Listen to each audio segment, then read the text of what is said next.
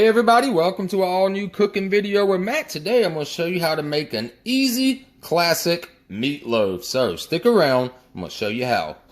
Alright guys, let's get started. We can go over all the ingredients we're going to need. You're going to need to get yourself some ground beef right here, guys. I just got me some ground beef chunks, roughly around 2 pounds right here. But you can use a 1 pound, 1.5, but I just wanted to make a little bigger meatloaf, guys. So, got our meat. You're going to need 2 large eggs. You're going to need 1 medium to large size onion. You're going to need some ketchup.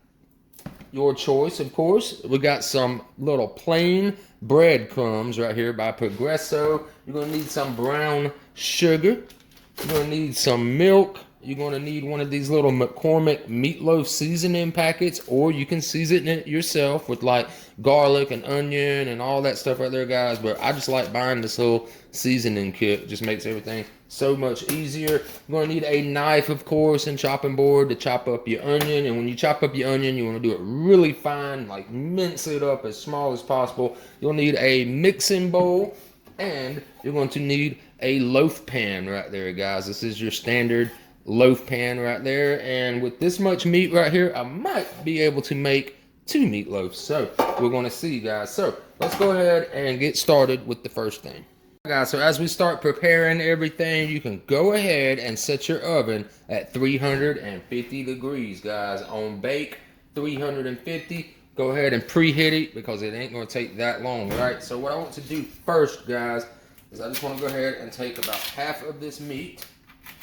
All right, we're gonna open that up right there. I'm gonna take about half of that right down the middle.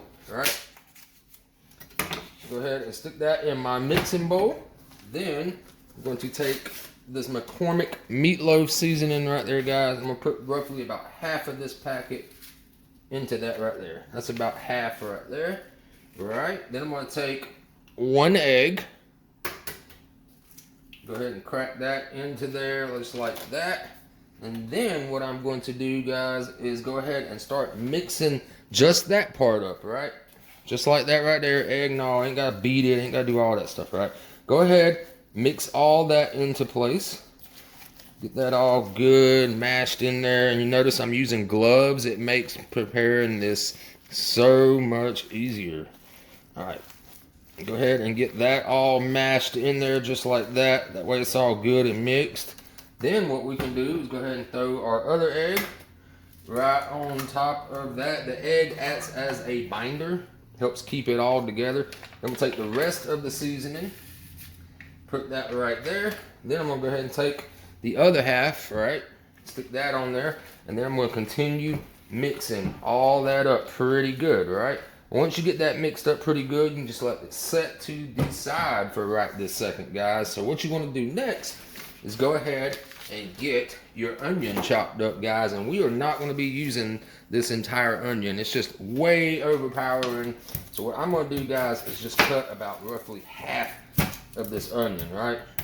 Roughly about half. Should be plenty of onion for this recipe, right? So just want to get that little outer little ring off right there.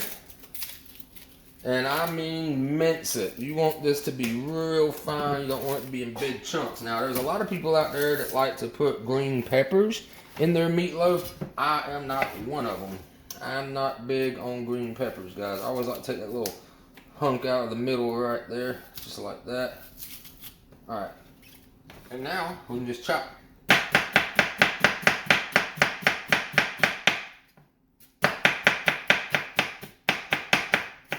Just like that right there, and just chop it up. Give it a real good chop. Like I said, you want to mince these onions. You don't want no big chunks just all over there, unless you like that, of course. But me, I personally, I like to have them all minced up really good. All right.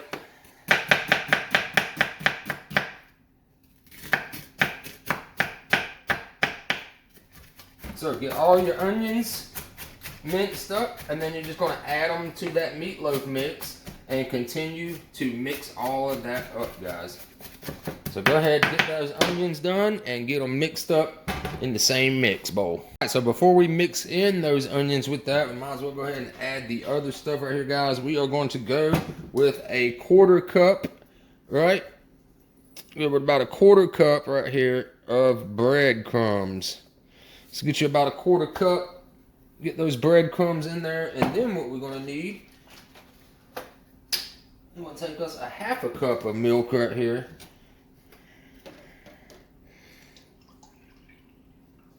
And pour that milk in there, guys, with it, just like that. And I know some of y'all are saying, what? I've never heard of milk in meatloaf.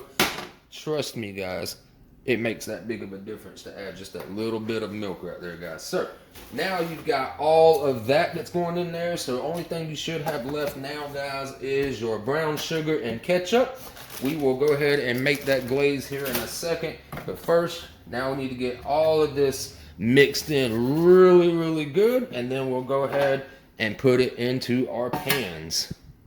Alright guys, we've got all of that mixed up nice and good. As you can see, that's what you should have right there. And if you don't think it's got enough breadcrumbs or onions, you can always just add a little bit more, guys. So now you need to take your little pans that you got right here, guys. And like I said, these are specifically like loaf pans is what they're called, right? So I'm just going to divide this up into both pans right here, guys. You don't need any oil on the bottom or none of that, right? It's basically going to self-grease itself as it cooks. So go ahead and get you some broke up into each pan. Like I said, I'm making 2 meatloafs out of this 2 pound. Right here, get all of that. Make sure you get all your seasoning out of there, because that's all your good flavor. Alright. Alright, so once you got all of your meat out of your bowls, now you just need to shape it to the pan and press down. I'm going to make it nice and tight in there. You don't want to have it real loose, or whenever you go to slice it up and serve it, it's just going to fall all apart, right? So you just want to pack it in. Make sure you got a nice, even layer, just like that right there. So there's 1 loaf right there. And you don't have to make 2 like I'm doing, guys. You can just use 1 pan and make it a real thick loaf, or however you want to do it. So there we go. Alright, so go ahead and get those flattened down just like that right there. And now we can go ahead and take our gloves off, right? And we can go ahead and make our glaze over the top. Alright guys, so for our top glaze right here, I'm going to take 2 tablespoons of the brown sugar, right? Just 2 little tablespoons. Count that out. There's 1. And there is 2, right? Doing it just like that. Then I want to fill up to about a 1/2 cup almost. Around 2/3 of a cup will be fine right there, guys. I'm just going to fill it up with some ketchup. Just like that right there. Now what we need to do is mix that up really good, guys. I'm just going to use the old 2-fork method right here.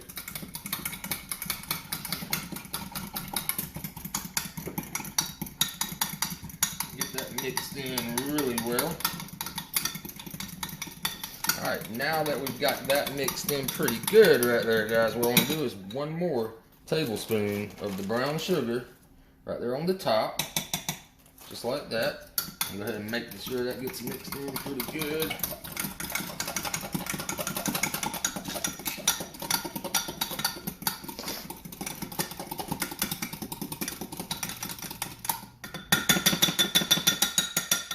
Alright, so now what I'm going to do is take my little brush that I have, guys. I'm just going to go ahead and just pour some on there just like that. This is going to give you that good glaze that's on every perfect meatloaf. Alright, so go ahead. Make sure you spread that out pretty evenly. Just like that.